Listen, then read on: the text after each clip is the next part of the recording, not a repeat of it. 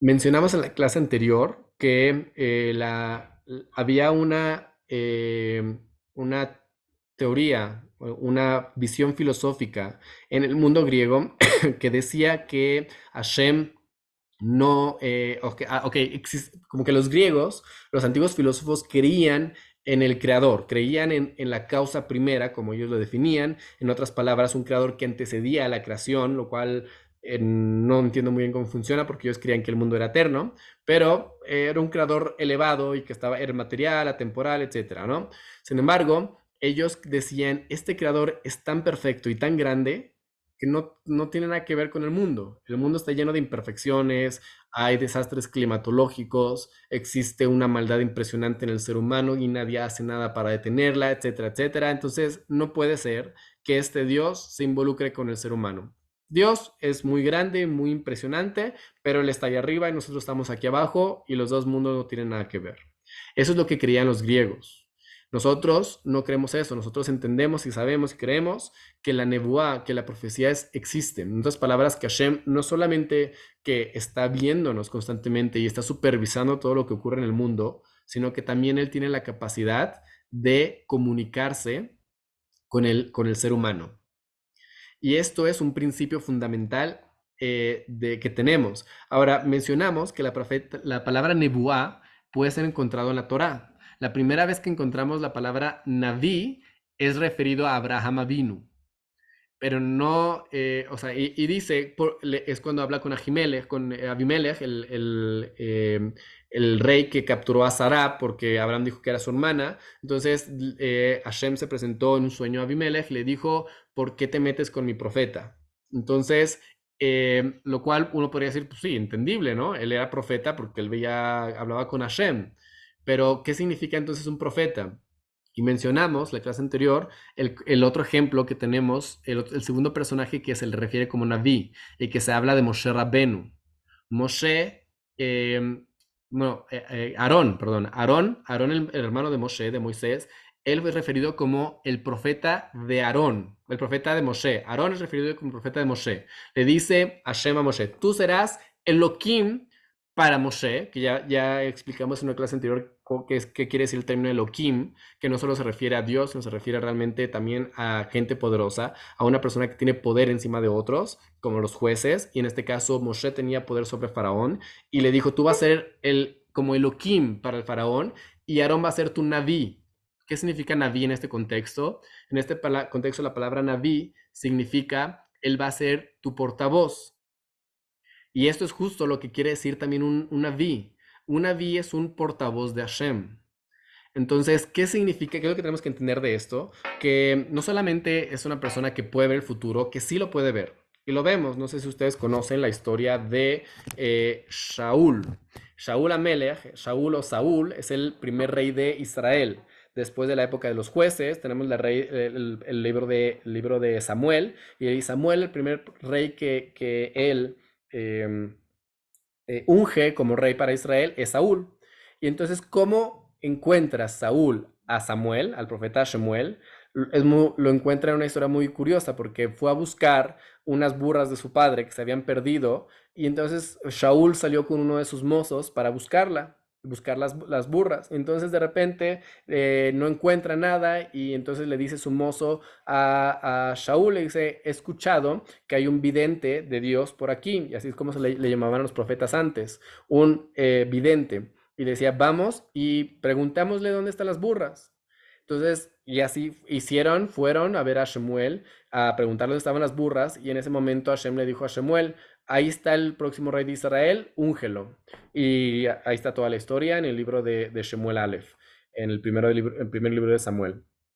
Y entonces vemos de aquí otro punto interesante que hacían los profetas. Los profetas no solamente eran portavoces de Hashem, sino también tenían la capacidad de ver cosas que la mayoría de la gente no podía ver. Y uno de ellos, incluso si estabas buscando a tus burras, vas y le preguntas al profeta, oye, no encuentro esto, ¿dónde está? Y el profeta te podía decir, ¿no? Entonces tenían varios propósitos muy elevados y también propósitos muy sencillos. Nos dice en la Gemara, nos dice que había miles de profetas. Miles de profetas hubo en Israel durante toda la historia. Y hay una pregunta interesante que vamos a hacer después, ¿por qué es que no tenemos escritos de nadie más que de los que tenemos en el Tanaj? Lo vamos a ver más adelante. Vamos a hablar de qué es el Tanaj, explicar las escrituras hebreas, etcétera. Por ahora vamos a dedicarnos a entender qué es la profecía. Y lo vamos a hacer a través de uno de los grandes profetas, que es el profeta, uno de los grandes sabios, que es Maimónides. ¿Alguien tiene alguna pregunta hasta aquí mientras saco el texto? Si alguien tiene una pregunta, puede hacerla ahorita.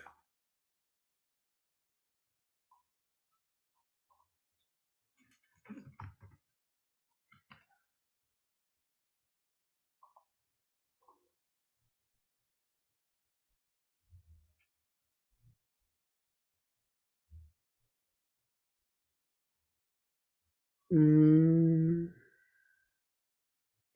Después podríamos explicar ese tipo de, o sea, bueno, sí, eso lo explicamos en otras áreas. La pregunta es, em, o sea, vamos a ver muchas ocasiones en las cuales se habla una entendible dualidad de Dios dentro de la Torá, en el cual hagamos, no habla de una dualidad, habla de que hablaba con otra persona, lo cual es el quinto día, el sexto día de la creación, cuando crea el ser humano, cuando dice, nace Adam besalmenu. Entonces lo que podríamos preguntar es, uno, ¿qué significa naase? ¿Y qué significa besalmenu? ¿Qué significa a nuestra imagen? Que en español imagen es muy claro, ¿no? Una imagen, esta es mi imagen, va a ser la imagen de alguien. Entonces, sin embargo, en hebreo no es tan sencillo. En hebreo existe el concepto, existe varios conceptos en hebreo. Vamos por partes. Entonces, primero, ¿con quién estaba hablando? Hay muchas respuestas. Insisto, era el sexto día. Ya teníamos toda la creación de todas las cosas hasta este momento. Por un lado, la respuesta que está dando Helio es una respuesta interesante. O sea, como que Dios le está diciendo, le está hablando al ser humano que va a crear. Esta es una respuesta muy bonita, pero no es como la más entendible, porque sí, no la ha creado, pero está muy bonita la respuesta nada más para aclarar esa respuesta que dijo Helio, Hashem le estaba hablando a Dama Rishon, el primer ser humano, porque es un mensaje de que vamos a crearte, porque el ser humano fue creado a medias, como que te creo, pero no fue completamente. Entonces, todo lo que viene, o sea, todo lo que viene después, o sea, a partir de la creación del ser humano, viene de nosotros. Para perfeccionarnos y crearnos correctamente, lo tenemos que lograr nosotros. Esa es una de las respuestas. Otra respuesta, que es la que a mí más me gusta, es que Dios le estaba hablando a toda la creación, porque el ser humano, como sabemos hoy en día, contiene parte de toda la creación. Adentro de nosotros está toda la creación. Entonces, justo Hashem a este punto fue lo último en crear. ¿Por qué fue lo último en crear el ser humano? Porque justo el ser humano contiene parte de todo. Entonces, cuando Hashem digo hagamos al hombre, es justo le está diciendo a toda la creación, incluyendo a los ángeles. Está diciéndole, vamos todos juntos y creemos al ser humano, porque el ser humano contenía parte de toda la creación. Y la respuesta que trae el Midrash, que es la que trae Rashi, que dice el señor Hugo aquí, es que le estaba hablando a los ángeles y que era para enseñarnos este concepto de humildad, de que incluso que tú seas una persona muy elevada, tienes que agacharte para hablar con los más, con los que están subordinados a ti. Eh, Había otro concepto, pero creo que lo eliminaron porque ya no lo veo.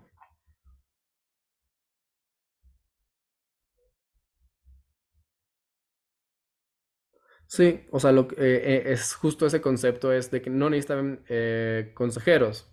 Ese es el punto principal. El Rey de Reyes no necesita consejeros, pero te está enseñando a así utilizarlos. Ese es el mensaje. Como que si Hashem, que no necesita consejeros, se aconseja de sus creaciones, cuánto más, y cómo sabemos que se aconseja de sus creaciones, vemos cómo Hashem habla con Abraham Avinu y le dice, ¿sabes qué? Voy a destruir a Sodoma y Gomorra. ¿Por qué le dice? Porque mostrar humildad, para demostrar la grandeza de Abraham, por muchas razones que no sabemos realmente por qué fue. Pero ese es el otro punto. Y el otro punto que podríamos hablar es del término Selem, que el Rama Maimónides habla muchísimo de ese término en su guía de los perplejos, que Selem no quiere decir imagen como lo entendemos en español. Si quisieras decir tú la imagen física como la que estás viendo aquí, hubieras dicho, vamos a hacerlo a nuestra imagen, se refiere a la imagen, al demut, no al Selem. Selem se refiere a propiedades espirituales, a propiedades que son únicas de ese ente, en este caso de Hashem. ¿Y a qué se refiere, de acuerdo a Maimónides, cuando dice Selem, si no se refiere a la imagen física, porque la palabra Selem nunca se interpreta como algo físico dentro de todo lo que está en el Tanaj, se refiere específicamente al concepto de las propiedades que tenía Shem. En este caso, hay quien apunta a dos cosas. Uno, a la capacidad creadora que tenemos los seres humanos, en otras palabras, también el intelecto. Y otro es el libre albedrío, la capacidad de elegir libremente.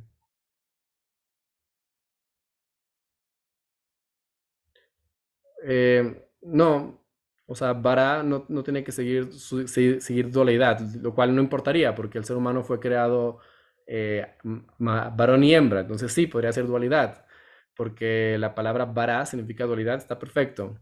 El ser humano fue creado con una dualidad, fue creado varón y hembra, pero no tiene que ser dualidad solo por tener la bet. Hay muchas palabras que tienen la bet y no tienen dualidad. Eh, Sí, la palabra Elohim, que es plural, lo explicamos en una clase anterior. Explicamos que hay muchas palabras que para cuando se utilizan es como algo que es muy vasto y por lo tanto, como es muy vasto, no es cuantitativo y por lo tanto se utiliza un término que aparentemente es plural, como por ejemplo el término shamaim. No existe otra forma que no sea plural de shamaim. ¿Por qué? Cielos. ¿Cómo dirías? El cielo en español sí existe, pero en hebreo no existe. Solamente shamaim. ¿Y por qué shamaim o maim, que viene la misma palabra, que es agua? Entonces, maim quiere decir son aguas. ¿Y por qué no hay una palabra en singular para agua? Y la razón es porque no es algo que se pueda cuantificar, no se puede contar. Y por lo tanto, aquellas cosas que no son cuantificables se utilizan en términos plural, aunque no sea literalmente plural. Eh,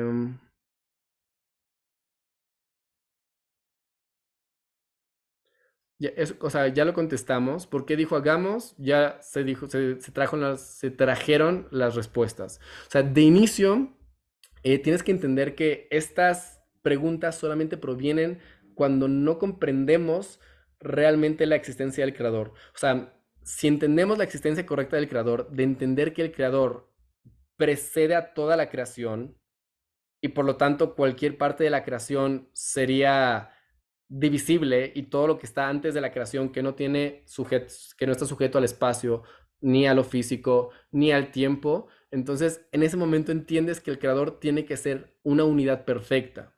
Entonces, ahora cuando entiendes eso, cuando entiendes la visión correcta del creador de que es precede a toda la creación y que justo él, por eso la Torah empieza con Bereshit y dicen que por qué empieza con la Bet, que es la segunda letra y por qué no empieza con la Aleph.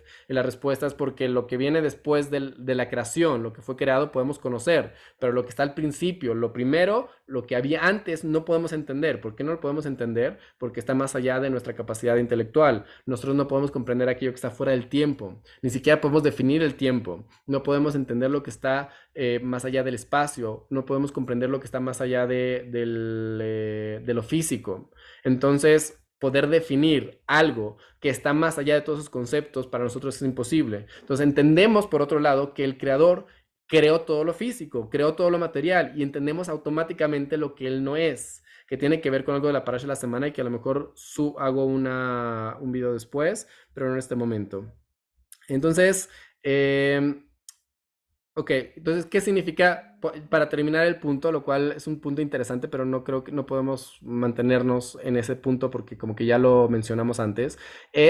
Último punto es entender que cuando dijo nace Adam en plural, hagamos al hombre, se refería específicamente tres opciones que tenemos de respuesta. Uno es, se refería a los ángeles. Dos, se refería al mismo ser humano diciendo vamos juntos a crear al ser humano. Y tercero, se refería a toda la creación que les dijo que juntos formen al ser humano, creen al ser humano. Y por otro lado, Selem, dijimos que Selem no está relacionado en el Tanaj. En ninguna ocasión en el Tanaj se menciona la palabra Selem, que es la palabra que se utiliza en la creación del ser humano, para referirse a la imagen física, solamente para referirse a las cualidades que tiene el ser humano. Entonces, no podemos decir que imagen se refiere a una imagen física, porque esa palabra Selem en hebreo no es la palabra correcta para eso, sino es demut, lo cual no se utiliza en este contexto. Y por otro lado, ok, esos son los dos puntos. Y por otro lado, entender la esencia del creador. El creador creó todo cuanto existe. Y el entender que creó todo cuanto existe nos implica que, ¿qué? Que él está previo a todo ello y por lo tanto puedes, sin equivocarte, decir, este que es cuerpo físico no es el creador. Esto que está limitado por el tiempo no es el creador. ¿Por qué? Porque no podemos entender qué es el creador, pero sí podemos entender qué no es el creador. ¿Ok?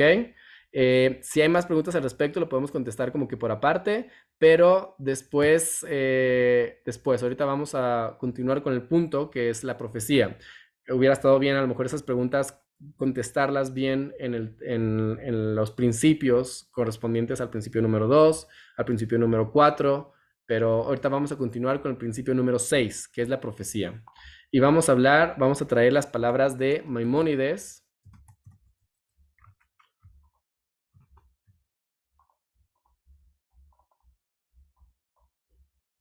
que es uno de los más grandes sabios que hubieron en todos los siglos. O sea, es una eminencia en todo lo que tiene que ver con ciencias, con filosofía, con medicina y también con Torah. Todo lo que tenga que ver con Torah, era un experto en la Torah, Maimónides. Entonces voy a ir traduciendo sin leer en hebreo para que no sea tedioso la clase, pero nos dice Maimónides, mi esodeh adat le da perdón. Entonces, uno de los fundamentos de nuestra religión, de la Torá, del judaísmo, es entender que el Creador se comunica con el ser humano. ¿Y por qué es uno de los fundamentos? Obviamente, porque si no creemos que existe la Torá, entonces no podríamos entender que existe también la profecía. O sea, sin la profecía no existe Torah, sin la profecía no existe ningún sistema divino. Entonces, hay un punto que habíamos hablado anteriormente cuando hablamos de la importancia de creer en el Creador. Cuando entendemos que existe un Dios, tenemos que entender que también existe una subjetividad, perdón, objetividad moral. En otras palabras, si no crees en Dios, no tiene por qué haber una moralidad objetiva. Lo que tú dices que está bien, no necesariamente es lo que yo digo que está bien. Y viceversa, y no, puede ser que nunca nos pongamos de acuerdo. ¿Por qué? Porque estamos limitados por este espacio y yo solo puedo ver, esa es mi opinión y entiendo solamente lo que va de acuerdo a mi opinión. Y tú puedes entender solo lo que va de acuerdo a tu opinión. Mientras que si tenemos un creador que creó todo cuanto existe, obviamente él entiende perfectamente todo cuanto, como son los seres humanos, él entiende la creación que creó. Entonces, si decimos que existe una moralidad objetiva, únicamente podría ser la de un creador. Todas las otras moralidades serían completamente subjetivas. Y es por eso que tenemos gente como Hitler y Maximo, quien llegó a eliminar una gran cantidad de personas, la mayoría de ellos judíos. ¿Para qué? Para, para probar, porque él estaba sediento de querer ayudar al mundo de una manera completamente distorsionada. Para él, las razas inferiores eran algo negativo para el mundo. Entonces él necesitaba eliminarlas para de esa manera poder limpiar al mundo y hacer un mundo mejor. Esa era la perspectiva que tenía Hitler. Entonces, ¿cómo puedes saber que no tenía razón lo que él decía? La única manera de poder saber que no tenía razón es solamente a través de comprender que existe un creador. Pero vamos a una dificultad, porque se dice, ok, está bien, existe un creador y ese creador es el creador de todo cuanto existe. Sin embargo, ¿qué te hace decir cómo sabes que este creador realmente no entregó algo? O sea, a lo mejor este creador, ok, sería el único objetivo para poder decir la moralidad, pero y a lo mejor no dijo nada, no dio su opinión en la moralidad. Entonces estamos en las mismas. Si no hay una moralidad objetiva de parte de un creador, que nosotros sepamos, esta es una comunicación directa del creador, entonces estamos en las mismas. No hay una moralidad objetiva y la humanidad está perdida sin moralidad. No sabemos lo que está bien y lo que está mal, porque al final de cuentas lo que tú digas que está bien no necesariamente es lo que yo opino que está mal.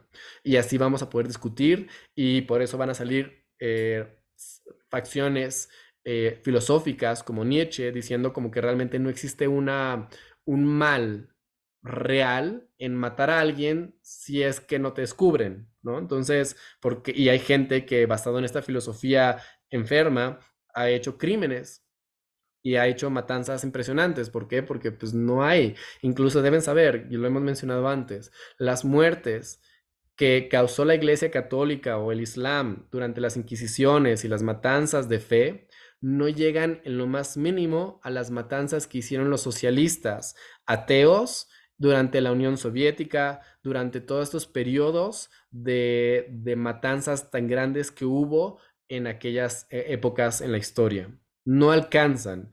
Juntando todos los años que el Islam y la Iglesia Católica llevaron gente a la hoguera, etcétera, no alcanza a describir los muertos que los socialistas y los comunistas en una mentalidad atea llegaron a hacer en su momento, haciendo generar hambruna en sus pueblos, generando todo. ¿Por qué? Por querer ser ellos mismos su propia representación de Dios y terminaron matando a la gente. ¿Ok? Entonces, si no entendemos que existe un creador que entregó, que se comunica con el ser humano y que entregó una moralidad objetiva en la humanidad, entonces vamos a estar viviendo en este tipo de universos completamente llenos de gente que, basados en su propia moralidad subjetiva, enferma, va a llegar a causar atrocidades en el mundo. Entonces, por eso que creer que existe la profecía es uno de los principios fundamentales en el judaísmo y en la Torah.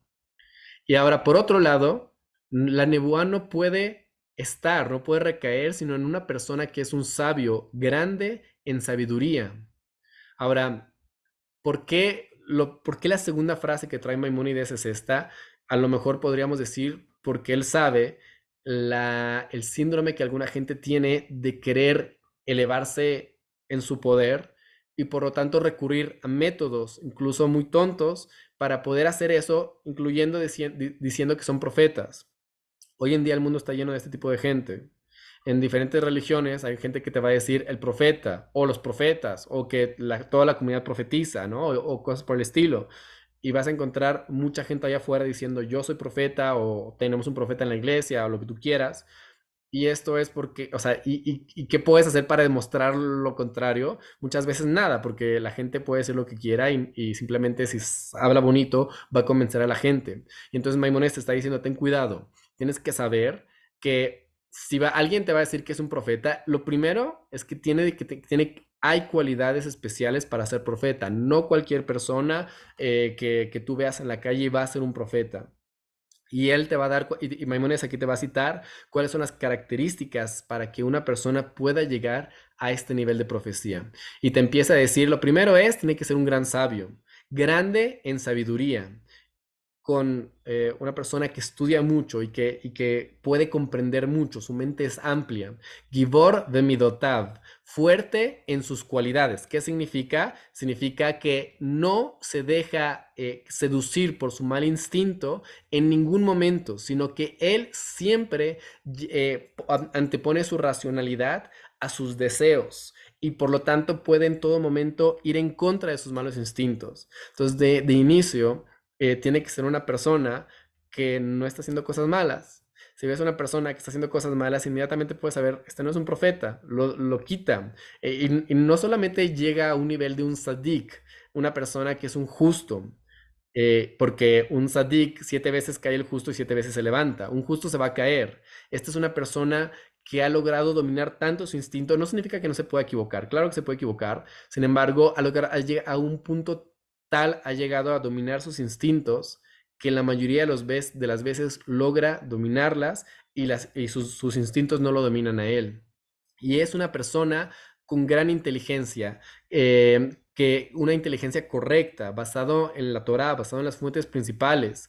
Y es una persona que está lleno con todas las cualidades correctas y completo en su cuerpo, ¿no? Entonces, la primera parte es, tiene cualidades de carácter positivas, es paciente, es una persona que no es ni tacaño ni despilfarrador, es una persona que no llega a tener una mezcla de cualidades negativas, sino es una persona que logró tener cualidades que enmendó.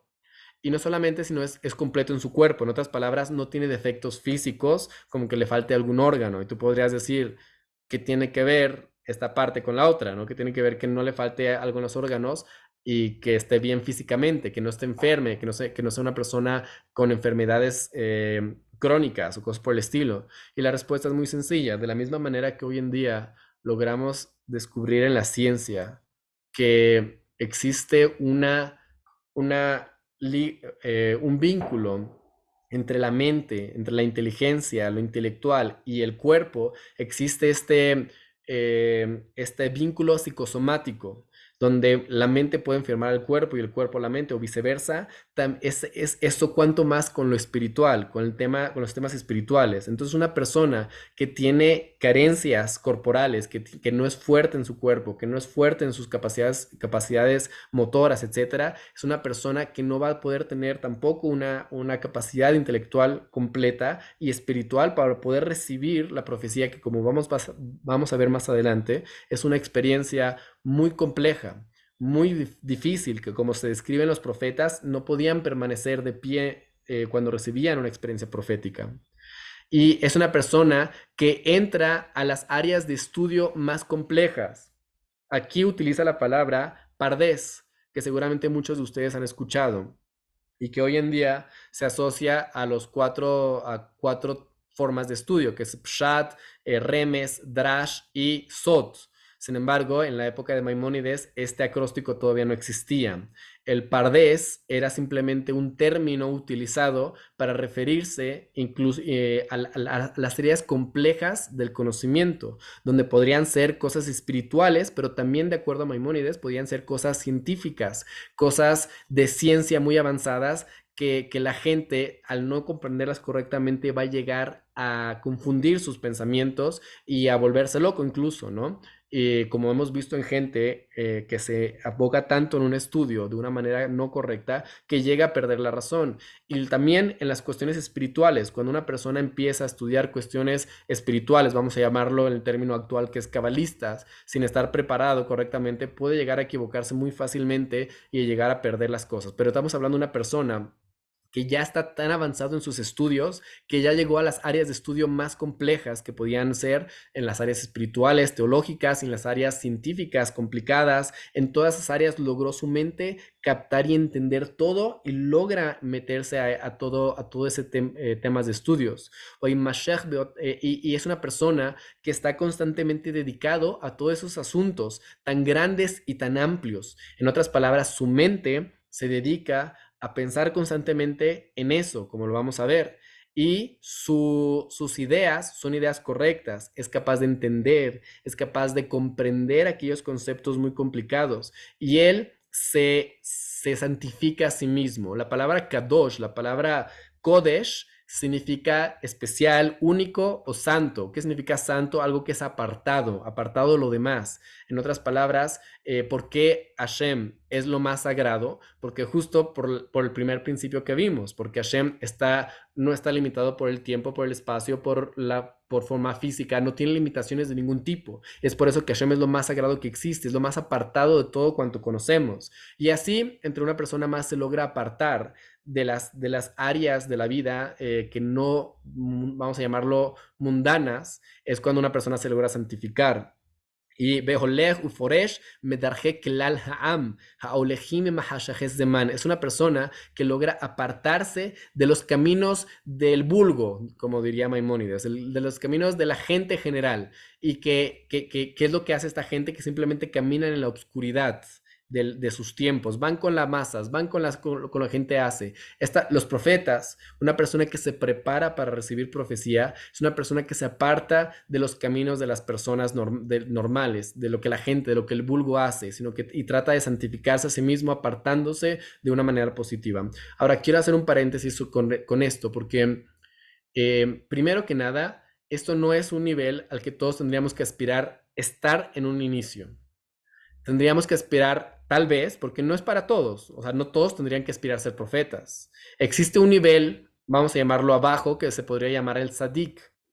Un sadik, ¿qué es? Es una persona que a pesar, está en el mundo, lo vas a ver en el mercado, comprando cosas, lo vas a ver interactuando con la gente en la sinagoga, etcétera, lo vas a ver con la gente. Sin embargo, trata de no estar en las fiestas de la gente ignorante, de la gente que simplemente que hace vulgaridades, se aparta de la gente más vaga, más vulgar, pero se apega al pueblo, a la gente que está en los lugares de estudio. Aquí estamos hablando de un nivel más elevado, un nivel de una persona que se aparta de todo y que no necesariamente es lo ideal. Una persona tiene que saber estar balanceado en todas sus cualidades y saber cuándo es momento de unirse al público y cuándo es momento de apartarse. No siempre es correcto apartarse, no siempre es correcto decir, sabes qué, no quiero, no quiero nada que ver con la comunidad. Eso está mal por un punto de vista. Aquí lo que estamos diciendo es una persona que ya logró pasar esa parte, que un tiempo estuvo involucrado en la comunidad, que es una persona que la comunidad lo quiere, que la comunidad lo acepta, porque si no, no podrías tampoco ser un profeta. Y que aún así tú decidiste ir por un camino diferente. Entonces hay que tener cuidado. Muchas veces cuando escuchamos esto nos metemos en un trip, como lo dicen aquí donde vivo, en la comunidad donde estoy, donde ya me quiero ser un ascético y me voy a la montaña y me olvido de todos. No es correcto. La manera de poder enmendar mis cualidades a través de otras personas, cuando existe este choque entre gente, ahí es cuando yo puedo realmente entender cuál es mi forma correcta de que me tengo que conducir. Entonces, esto es un nivel muy elevado y no tenemos que empezar por aquí, tenemos que empezar por abajo. Empezar por abajo, conociendo a las personas. Obviamente, si hay personas vulgares y así, nos alejamos de esas personas, pero la gente que es buena, que es positiva, pero a lo mejor no son grandes sabios y no están buscando todo el tiempo hablar de cosas positivas, bueno, cosas de estudio de Torah, etcétera. No, puede ser que igual podemos bajarnos, hablar de política también de vez en cuando es necesario, hablar de Bitcoin, no sé, lo que tú quieras, hablar de otros temas, no pasa nada. Ahorita estamos hablando de una persona que tampoco hace eso, pero que ya está a un nivel mucho más elevado, ya está más allá que el Sadik, ya está más allá que el Jajam, que el sabio. Entonces, esta persona de Oleg es una persona que se apura a sí mismo eh, y que y que entrena a su mente no tener ningún pensamiento que no sea de las cosas, que sean cosas vanas. Estamos hablando de una persona muy elevada que ya su mente la cierra a cualquier concepto que no sea productivo, que no sea positivo, y todo su tiempo está pensando en cosas positivas, en cosas productivas, y que no va con las tonterías de los tiempos, de las vanidades que la gente normalmente está pensando. Esta persona se aparta de todo ello, sino que su pensamiento, su mente está siempre atada, siempre amarrada en lo alto. ¿Qué significa en lo alto? Se refiere con Hashem, con los entes espirituales. Que Shura Tahata Kiseh, agarrada del trono celestial. ¿Qué significa? En otras palabras, todo el tiempo está pensando en Hashem y en las cosas espirituales para tratar de entender los grandes ángeles, los ángeles sagrados y puros. En otras palabras, esta persona, su mente está en otra. Él está en otro mundo, en otro tipo de estudio. Ya los estudios básicos de Tanaj, Mishnah, Talmud, todo eso ya lo tiene dominado. Él ya está en el estudio más elevado, tratando de entender a Hashem y las profundidades de Hashem y todo lo que está más allá. Y es una persona que, eh, que trata de todo el tiempo estar pensando en Hashem y, y tratando de entender todo lo que tenga que ver con los mundos espirituales. Entonces, cuando una persona llega a este punto de estar alejado de la creación y de la gente normal y de los pensamientos normales y ya se apartó, en ese momento dice Maimónides, Miyat Ruach HaKodesh Shura Alav. En ese momento, el Espíritu Divino se posa sobre él. ¿Qué significa? ¿Que ya logró profetizar? No. No significa que ya logró profetizar, simplemente que se convierte en una persona diferente. Algo domina sobre él. Y ahorita vamos a leer un pasú que nos va a ejemplificar esto. Uve'et shetanua halava ruach. Entonces, en este momento, dice Maimónides, que su alma se apega y se asemeja a los ángeles más bajos que existen, que son ángeles que él les llama Ishim, son cosas que van más allá de mi conocimiento y simplemente estoy leyendo lo que dice Maimónides. Entonces, como que en ese momento su estado ya no es de un ser humano, sino es como el de un ángel y se apega con los ángeles mismos, que son los ángeles más bajos que existen, que son los Ishim, y puede entender cosas que no entendía antes, cosas que no son de su propio entendimiento, sino son cosas que se descargan a su mente, vamos a llamarlo de esa manera. Eh, y esto es lo que está escrito con respecto a Shaul, el rey Shaul, después de que fue ungido por Shemuel, como lo dijimos al principio, dice el Pasuk, Behitnavita imam, Behefachta leishaher. Empezó a profetizar con los otros profetas a donde lo mandó Shemuel. Pueden leer ahí los primeros capítulos de Shemuel para entender lo que estamos hablando. Creo que es 4 o 5, debe ser por ahí. Y empezó a profetizar con los profetas que encontró en el camino y se convirtió en un hombre diferente. Beit es lo que significa Benhepacta le Ishaher y se convirtió en un hombre diferente. Ya no es el mismo. Entonces, vamos a dejarlo aquí porque ya es tardísimo, pero lo que quisiera simplemente es como hacer un resumen y entender, que puedan comprender esta profundidad de lo que estamos diciendo aquí. Tenemos, no cualquier persona puede ser un profeta, no cualquier persona puede venir y decir, ¿sabes qué? Yo hablo con Hashem, etcétera. No funciona de esa manera. Hay que entender que existen niveles. Y una persona que llega al profeta al nivel de profecía es una persona que ya pasó por todos los primeros niveles que Maimónides habla más adelante en su sección de Ilhot Deot. O sea, primero tienes que ser un ser humano. Antes de querer ser un profeta, tienes que ser un ser humano. Después de que aprendes a ser un ser humano, tienes que empezar a ser un jajam, un sabio, a empezar a estudiar Torah y empezar desde abajo, desde abajo, desde abajo, desde abajo, desde abajo. Empezar a subir poco a poco, a que te puedas convertir en un sadik en tus acciones, hacer las cosas correctamente y después puedas poco a poco ir llegando al punto donde te conviertes en un ishajer, en otra persona, y eso es un nivel muy elevado que no tenemos que pretender estar ahí cuando no estamos, ¿no? Entonces es muy importante esa parte porque a veces cuando nos acercamos y venimos de otras religiones queremos pretender cosas que no somos, pero es importante que no hagamos eso. Entonces hasta aquí hay preguntas o comentarios.